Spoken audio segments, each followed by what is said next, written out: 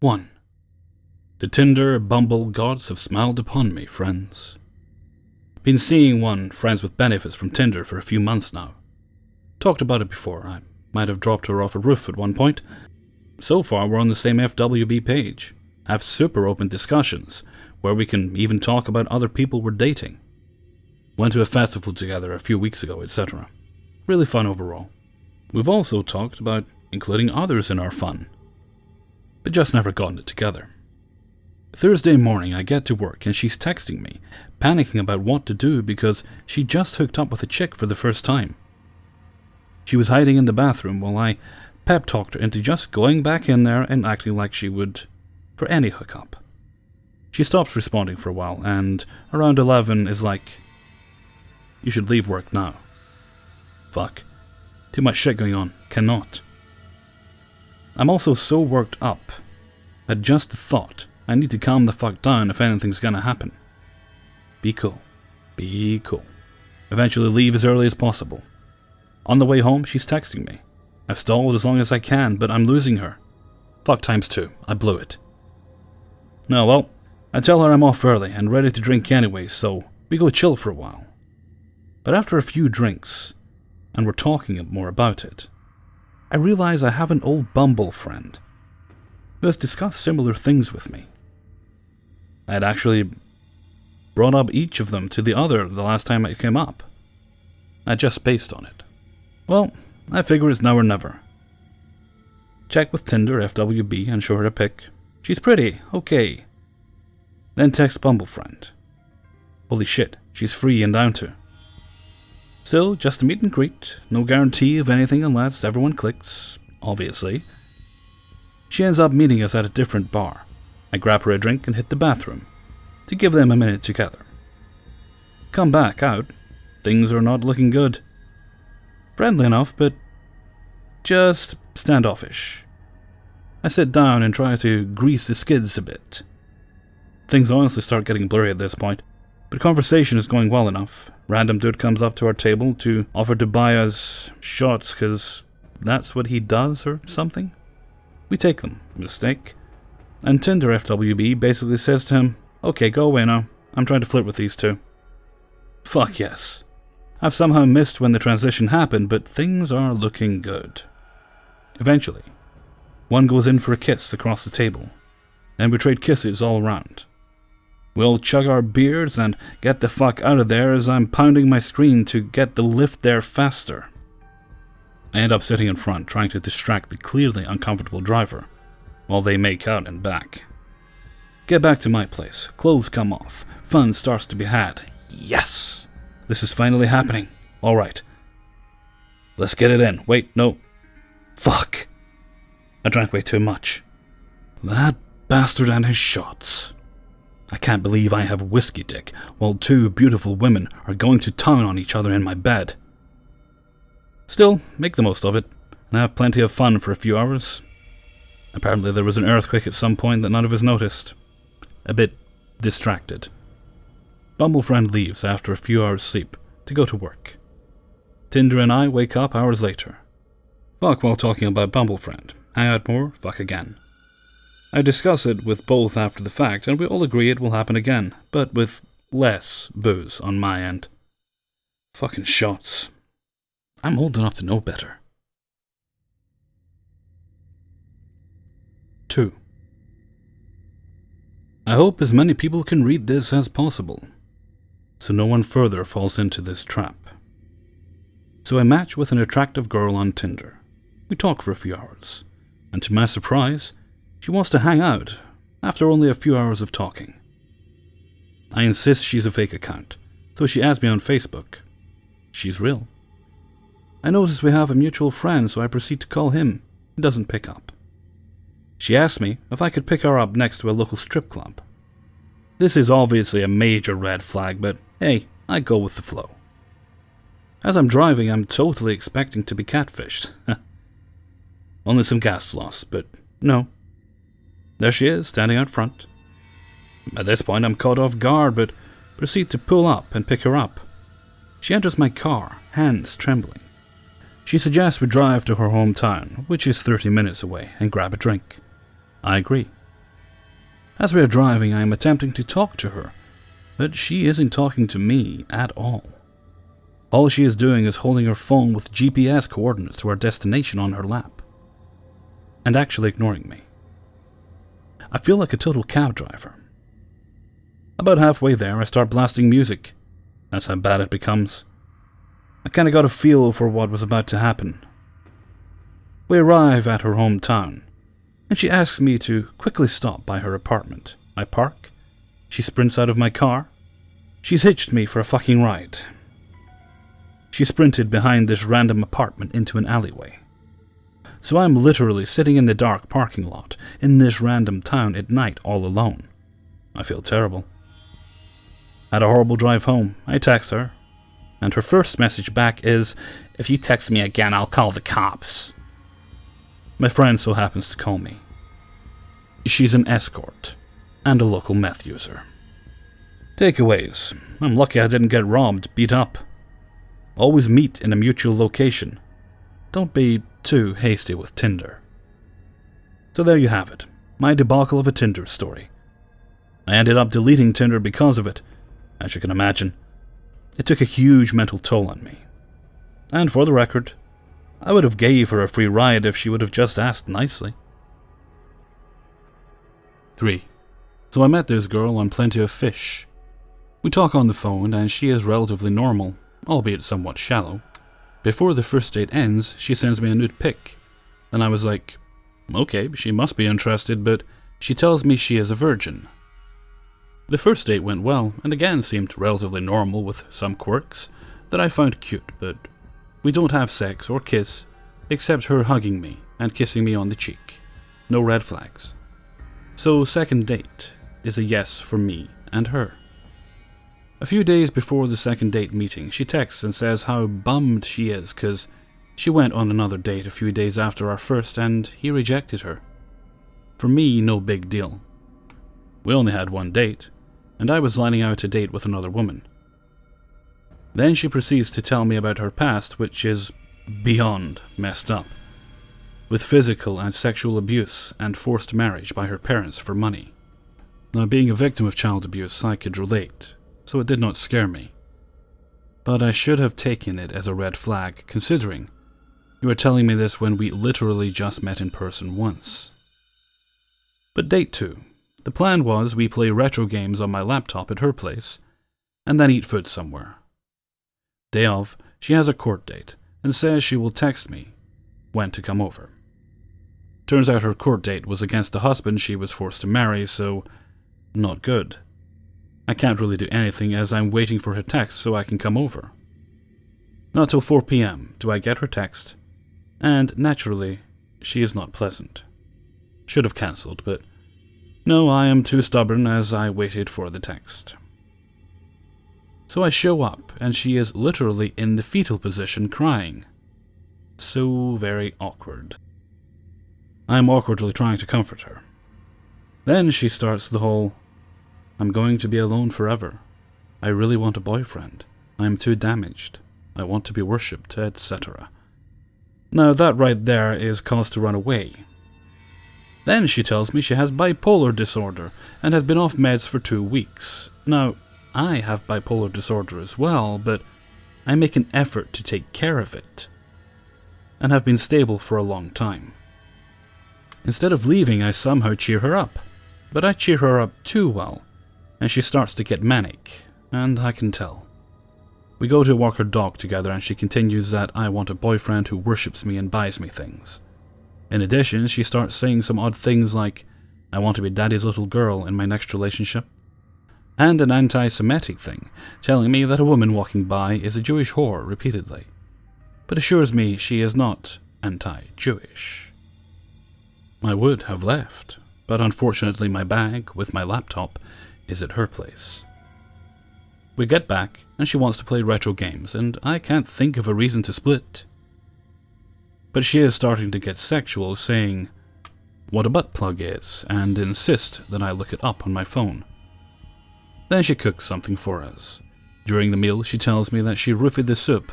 Very serious. And of course I panic.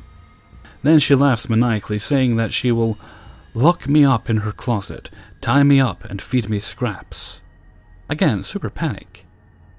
But then laughs maniacally again and says she was joking and states I can't do anything to you, as you would be flaccid and of no use. I don't care if it's a man or a woman. You don't make that joke when you cook for a date at your place. She also threatens to spill the soup on me if I don't drink the broth. I pretty much decide nope. I'm done, don't care if I am rude. I get my things together, say it is getting late and I have to go. Before I do, I go to the bathroom as it is about 1 hour to get back home. She literally follows me and asks to see me pee. I force her out and lock the door with her still trying to get in. I get done, and she has her nightgown on when I get out, and does the splits and insists I feel how soft the silk is, and her breasts. I'm sorry, but just too much crazy for me to do that. And as I'm leaving, she proceeds to shake and randomly dance, saying it is good for you. I was so glad when I made it back home safely, and was not in fact roofied. A few days later she calls me and tells me she invited someone over from online and had unprotected sex with him, and how badly she regrets it, and how she loves getting attention from men. She feels horrible, etc.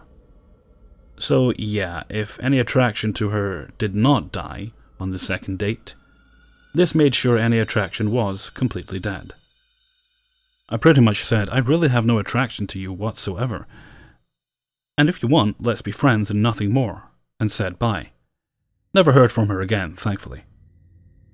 On one hand, I do feel bad as I do have bipolar disorder like she does, but on the other hand, I have to look out for myself, and she should be managing it, and use her friends to tell things, not someone she met only twice. That is my story. Needless to say, I pretty much took a break from dating. 4. We met on Tinder, if that doesn't say enough. I decided it was time to finally try dating after my divorce. The guy had been through a similar time and was nice through texts. He had a few awkward moments, but nothing to prepare me for the worst date in history. I walked into the restaurant, said hello, gave him a hug, and he says, "By the way, I'm buying dinner because I make more money than you do." I thought, oh boy, here we go. He has no idea how much I make, and I do rather well for myself. He says he will order us some wings, but won't make a decision. When I turn my head a little to look at his menu to see, he pulls it away and says, "You've got a menu, figure it out." Haha, okay. We order dinner, drinks, and he gets 2 shots of whiskey. Then starts telling me how amazing he is, how everyone at work likes him, and he's the most eligible bachelor. He says he wins at everything, and people wish they were him. Story after story of how amazing he is, and every time I try to get a word in, he'd talk over me as if I hadn't said anything, even when I asked him questions. So I finally stopped talking. As he continues his stories, his phone is buzzing with texts on the table. He picks up his phone, texting away like mad, and continues to ignore me. Finally, he puts his phone down and realizes I'm just staring at him. He says, "That was my buddy. He's wondering if I'm still 0 for 0 in the first inning." Trying to give him the benefit of the doubt, I try not to jump to conclusions and asked, "What is he referring to?" He says, "If I'm getting in your pants tonight." I told him I'm still working on it. I just laugh and say no, it's not happening. He asks why. And I rattle off just a few that come to mind, like, "I don't know you, I'm not going to bring someone back to my place that I don't know either." So he grabs his phone and is texting away. He tells me he told his friend. She says it's a no-goer, her apartment is dirty. I just shake my head. Food arrives and he pulls out his wallet, then hands me a punch card. I'm confused and look at him inquisitively. He says, "Look at it." I said, "I'm not sure why you gave this to me." He says, "Just look at it." It's just a punch card, like the ones you get at a high school meet. I look at him again and he's grinning. He says, "My buddy doesn't believe me you're hot. He wants you to take a picture with that in front of your tits, so he knows it's you." I laugh and say no. He says, "Just do it. Go in the bathroom and lift your shirt. It's not a big deal." I again say no, and he calls me an ass. At this point, I should have left. But it's the first date with a stranger I've been on, and now I'm just wondering how bad it's actually going to get. Might as well get some entertainment out of it. He then starts telling me how his ex-wife was just all plastic. He paid for everything, and how much money he has, and how horrible a person she is for leaving him. He talks about how good of a guy he is over and over, not once asking me about myself or letting me be a part of the conversation. Finally, the check comes, and he asks if I want to guess how much it was. I guess $70. He keeps telling me to guess higher as he's filling out the tip, etc. Finally, he shows me the bill, like I should be impressed. At least the poor waitress got her 20%. He pays and walks me to my car, where he promptly pins me to my door and starts kissing me. So I duck out of that one, tell him I wasn't interested. He gets all pouty and says I should like him because he's a good guy and because he likes me for my mind. Then promptly says, "If we aren't going to fuck at your place, and we can't go to mine, let's just fuck in the parking lot." I again say no, and he says, "Won't you at least give me a blowjob?" Again, no. He then calls me an ass again. Realizing he's not getting anything, he decides to just go for the shock factor and says, "What, you don't want my small penis in your vagina?" I looked at him and said, "Wow, you're such a gentleman. That is all I was hoping to hear all my life. Thank you." Got in my car and left. That night I sent him a text saying I was embarrassed by the night, and we shouldn't talk again. His response: "I'm glad you said that, because if you hadn't, I probably wouldn't want to have talked to you again." Mind blown. Tinder deleted. Hey everyone, Hellfreezer here, and thank you very much for listening to my 4 nightmare dates video. This originally was going to just be a Tinder video, but those stories proved a little bit hard to source. However, there are plenty of unfortunate dating experiences out there, so I decided to mix it up a little bit. Either that, or we might have been kept waiting another week for it. Okay, let's see, where are we for the rest of the week? This is Thursday now, so tomorrow we'll have Paranormal, and on Saturday, it looks like we're still going to be okay for a TIFU. Done not bad this week with the stories. One of them actually is a subscriber submission, so you'll get to hear that one too. And I hope I'm not boring you guys when I say this, but I just wanted to take a moment to welcome all my new subscribers to the channel. And thank you very much for choosing to hit that subscribe button. And also say a sincere thank you to all of those of you who have clicked like on my videos. I'm sorry, I'm speaking quite low right now, and I know it's just my throat's a little bit sore at the moment. So I'm doing what's probably a stupid thing and trying to record as much audio as I can, just in case it gets any worse.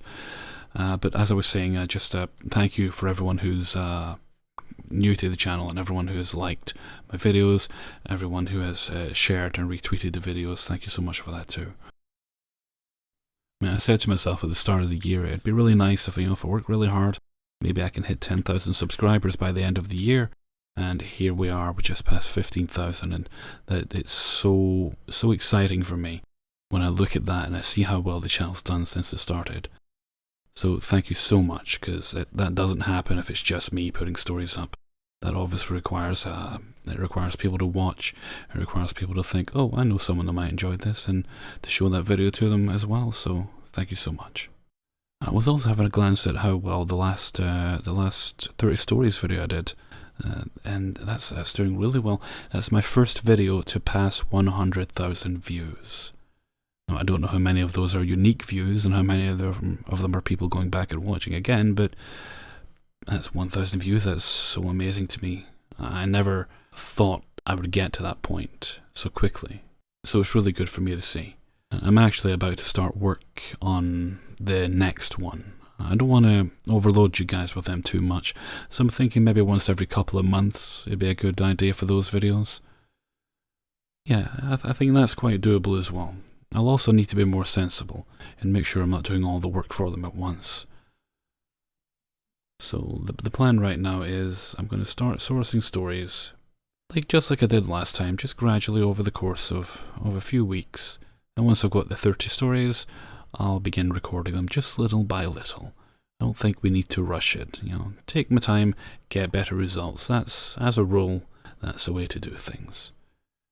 Okay. I think that'll do it for now. I'm actually going to start work on the paranormal video, if my voice holds out. So until next time, thank you very much for listening, and take very good care of yourselves.